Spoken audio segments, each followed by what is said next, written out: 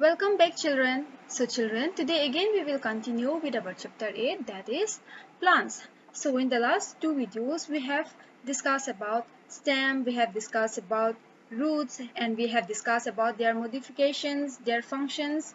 So we will continue with this. Let's see what we will discuss today. So children, today we will discuss on leaves. Leaves are of different shapes, sizes, colors and texture. Most plants have green leaves. Green leaves prepare food for the plants. Parts of a leaf are shown in figure 8.14. So leaves are of different shapes and sizes. Even their color, even their texture are different. And most plants have green leaves. So these leaves, they prepare food for the plant. They perform photosynthesis. Now let's see. First we will see the leaves are attached to the stem by a small stalk called petiole. So these leaves, they are attached to the stem called what? Called petiole. This is the petiole. And here thin lines that arise from the midrib and run across the leaf in various directions are called the veins. These veins provide support to the leaf and transport water, minerals and food to and from the leaves to other parts of the plants. So here you see these small lines, they are called vein.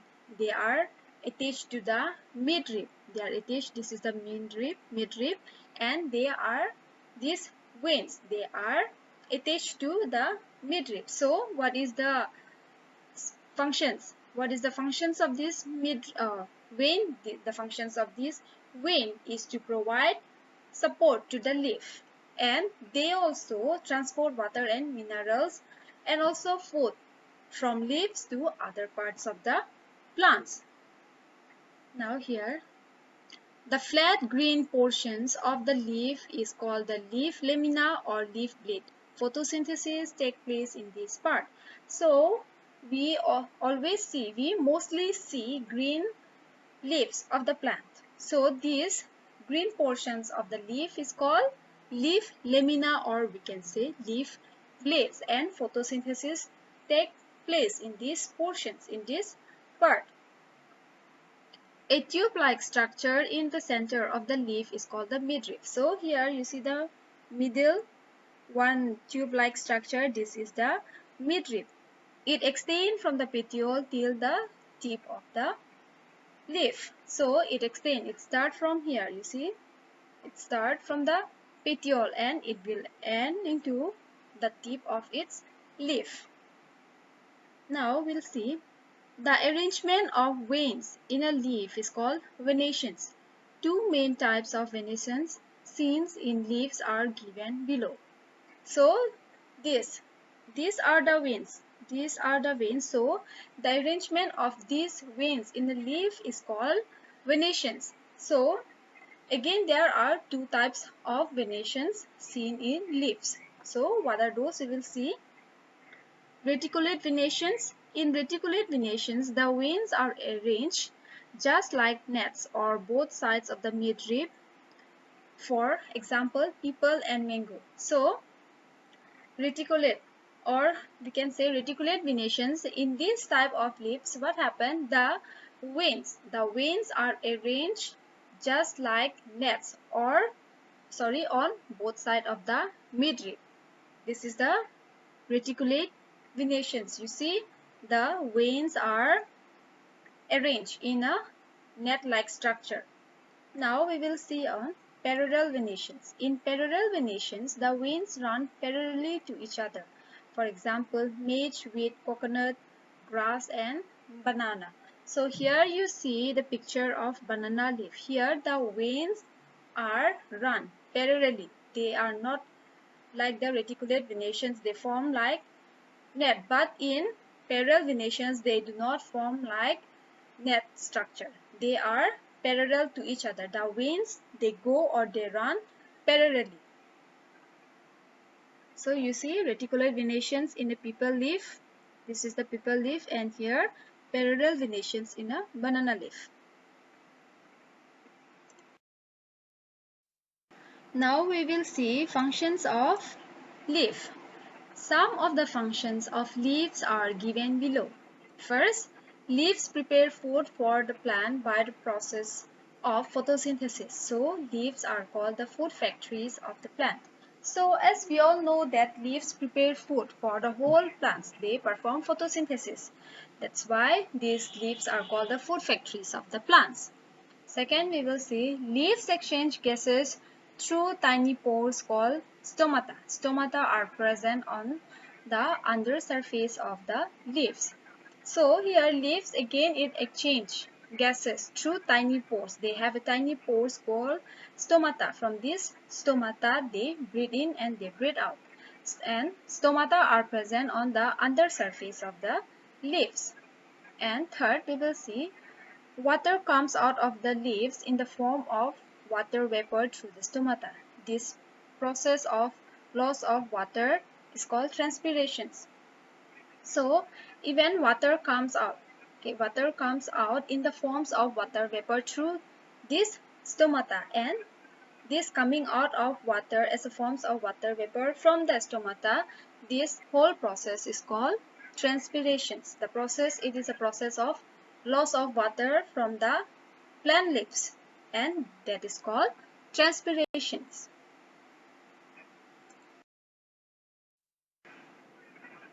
Now let's see this. It is easy to determine the type of roots of a plant has by looking at the venations in leaves of the plant. Plant whose leaves have reticulate venations has taproots. Plant whose leaves have parallel venations has fibrous root. So we have already learned about the types of root also, and we have already learned about the types of leaves also. So according to the venations that presents in the leaf, these roots can also be easily identified. So if we have reticulate venations of leaf, then these plants have taproot. And if we have parallel venations of leaf, then that plant has fibrous root type. Now we will see modifications of leaves. In some plants, leaves are modified to perform special functions. Some of the leaf modifications are given below. So, like roots, these leaves are also modified to perform special functions. Now let's see. Number 1, for additional support. In some plants with weak stems such as Gloriosa, lily and pea, the leaves are modified to form soft, coil, wire-like structure called leaf tendrils. Whenever the tendrils come in contact with an object, they coil around it. This provides additional support to the plants and helps the plant to climb up. So you see here leaf tendril in Gloriosa lily. So like we have learned about the stem tendrils. So plants, they have these leaf tendrils also. Those plants, examples like Gloriosa lily and pea, they are weak in stem. Their stems are weak. So these leaves are modified. These leaves are modified called leaf tendrils. When the tendrils come in contact with an object, they coil with it. They coil around it. These provide additional supports to the plants and helps the plant to climb up. Number 2, conservations of water. In some plants such as cactus, leaves are modified into sharp pointed structure known as spines. They protect the plants from being eaten by animals. Spines also reduce the rate of transpirations. So, we all have seen cactus. Their leaves, they have spines, and these spines help the plants from being eaten up by other animals. And we all know that these cactus grow where there is no rainfall, where there is a very little rainfall. So these spines help the plants to reduce the rate of transpirations. They help in excessive loss of water. Next, number 3, trapping of insects. In some plants such as pitcher plant, Leaves are modified to form pitcher-like structure for capturing insects. These plants grow in regions where the soil is deficient in nitrogen. To overcome this deficiency, these plants have developed mechanisms to trap insects and absorb the nitrogen content from their bodies. These plants are also called insectivorous and carnivorous plants. However, these plants also prepare their own food through photosynthesis. Here you see leaves modified as pitcher in a pitcher plant. So, trapping of insect. Some plants, what happen? Their structure is like a pitcher. They form like a pitcher-like structure for capturing the insect. So, these plants mostly grow where there is a deficiency in nitrogen. So, these plants, what do? They trap. They trap the insect and absorb the nitrogen contained in this insect. But this plant also they perform photosynthesis also. Such plants is called insectivorous and they are also called carnivorous plants. So we will stop here for today. We will meet in the next video.